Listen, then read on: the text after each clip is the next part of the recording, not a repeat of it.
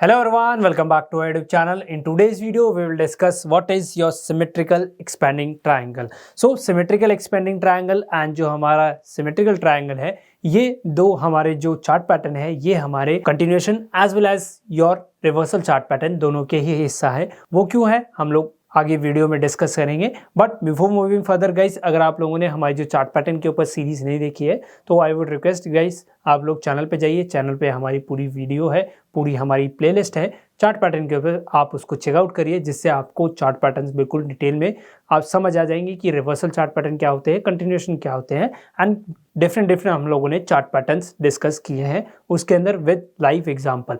So in this video हम लोग जो हमारी सिमेट्रिकल एक्सपेंडिंग ट्रायंगल है इसको डिस्कस करेंगे. मैं आप लोगों के साथ स्क्रीनशॉट भी शेयर करूंगा जो रियल इंस्ट्रूमेंट है जहां पर हमारा जो प्राइस है वो ट्रेड हुआ है, जहां पर हमारा इंस्ट्रूमेंट ट्रेड हुआ है वहां पर ये चार्ट पैटर्न क्रिएट हुआ है. हम लोग उसको डिटेल में देखेंगे. So guys, symmetrical triangle and symmetrical expanding triangle हमारा दोनों रिवर्सल कंटिन्यूएशन चार्ट पैटर्न का हिस्सा क्यों है तो हम लोग उसको जानते हैं.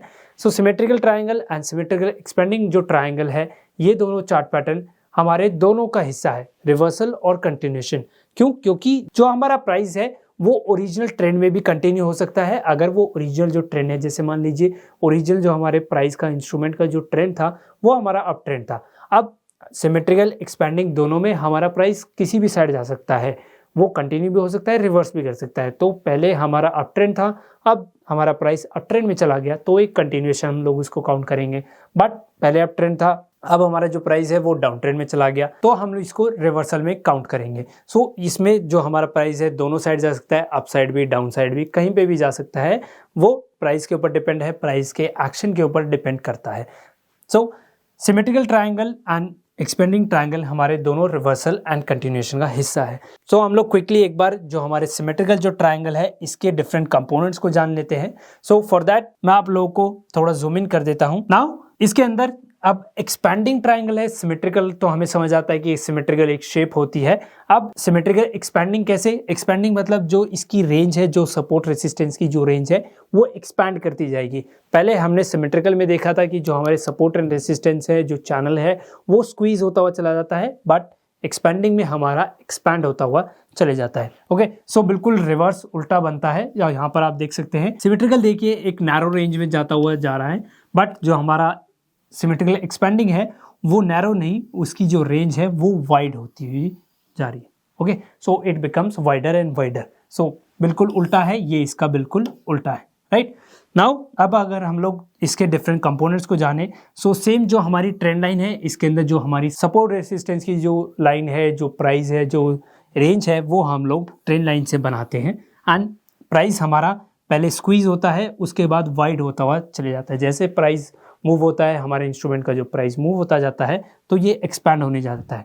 जैसे पहले जो हमारे सपोर्ट एंड रेसिस्टेंस थे वो काफ़ी नियर थे एक दूसरे के, फिर उसके बाद वो वाइड होने लग जाते हैं. जैसे this is your support 1, this is your support 2 and R1 यहाँ पर था, अब ये हमारा R2 होगा. सो मतलब जो रेसिस्टेंस अब प्राइस उससे ऊपर रेसिस्टेंस लेगा, प्रीवियस रेसिस्टेंस से ऊपर रेसिस्टेंस लेगा. सेम हमारा अगर हम लोग सपोर्ट की बात करें तो सपोर्ट ने पहले मान लीजिए एक 100 रुपीज़ पर सपोर्ट लिया, अब जो प्राइस है वो हमारा 99 रुपीज़ पर सपोर्ट लेगा, उसके नीचे लेगा. ओके, सपोर्ट हमारा नीचे की तरफ लेगा एंड रेसिस्टेंस हमारा ऊपर की तरफ. सेम नाउ S3 है ये, this is your R3, this is your S4 and finally जो हमारा सपोर्ट एंड रेसिस्टेंस है वो हमारा ब्रेकआउट या ब्रेकडाउन लेगा, या वो और बड़ी रेंज में रह सकता है. वो प्राइस के ऊपर टोटली प्राइस का जो एक्शन है, जो उसका बिहेवियर है उसके ऊपर डिपेंड करता है. एंड फाइनली अगर यहाँ पर हमें ब्रेकआउट या ब्रेकडाउन दिखता है, सो अगर हम यहाँ पर ब्रेकआउट देखें कि हमारा ब्रेकआउट था, सो हम इसके अकॉर्डिंग ट्रेड करेंगे एंड ये हमारा अब अप ट्रेंड में चला जाएगा. सो प्राइस पहले अप ट्रेंड में था, अब प्राइस हमारा अप ट्रेंड में हो गया. सो हम इसे कंसिडर करेंगे that it is your continuation chart pattern. But अगर हम लोग देखें कि ये हमारा डाउन ट्रेंड था, या अगर हम लोग यहाँ पर देखें ये हमारा अप ट्रेंड था और प्राइस यहाँ से मान लीजिए ब्रेक डाउन होता है, तो हम लोग यहाँ पर कहेंगे कि ये हमारा ब्रेक डाउन हो गया. ओके, सो ये हमारा ब्रेक डाउन हो गया. अब इसके अंदर हम लोग क्या कहेंगे कि हमारा जो प्राइस है वो रिवर्स हो गया and this is your reversal chart pattern. So मैंने आप लोगों को बिल्कुल रियल एग्जांपल के साथ बता दिया कि ये कंटिन्यूएशन भी क्यों है and your reversal chart pattern भी हम लोग इसे क्यों कहते हैं। अब हम लोग चलिए क्विकली हमारा जो स्क्रीनशॉट है, हमारा जो रियल इंस्ट्रूमेंट है जहाँ पर ये प्राइस बना था, वहाँ पर हम लोग चलते हैं एंड मैं आपको इसके अंदर एंट्रीज बताता हूँ। सो गाइस, हमारे पास जो हमारा सिमेट्रिकल एक्सपेंडिंग ट्रायंगल है वो आ चुका है। नाउ अगर हम लोग इसके अंदर देखें कि जो हमारे डिफरेंट जो कंपोनेंट्स हैं, सो जस्ट क्विकली अगर हम लोग इसको रिकैप करें कि जो हमारे डिफरेंट कंपोनेंट्स हैं, सो यहाँ per your R1, this is your support 1, यहाँ पर R2, this is your support 2, R3 and यहाँ पर R4 एंड मे बी यहाँ पर प्राइस सपोर्ट ले या ना ले एंड उसके बाद प्राइस हमारा ब्रेकआउट या ब्रेकडाउन दे दे। सो ये जो हमारे कंपोनेंट्स थे ये हैं एंड हमारे पास ये ट्रेंड लाइन है। सो हम इस ट्रेंड लाइन को ड्रॉ करेंगे तो हमारे सामने आएगा, हमें जो फिगर मिलेगी हमें दिखेगा कि जो हमारा ट्रायंगल है वो एक्सपैंड करता जा रहा है। पहले जो हमारा ट्रायंगल था वो सिमेट्रिकल था, बट अब जो हमारा ट्रायंगल है वो एक्सपैंड करता जा रहा है, मतलब इसकी जो रेंज है वो वाइड होती हुई जा रही है। यहाँ पर मैं लिखा भी है swings get wider and wider with in the range. So जो रेंज है वो कंटिन्यू है, बट जो स्विंग्स है वो वाइडर होती जा रही हैं। ये देखिए सपोर्ट और रेसिस्टेंस कितने दूर दूर है, पहले ये बिल्कुल पास पास थे, अब ये दूर दूर जा रहे हैं। नाउ अगर हम लोग इसके अंदर एंट्रीज के बारे में डिस्कस करें कि हम लोग इसमें एंट्री कैसे बनाएं।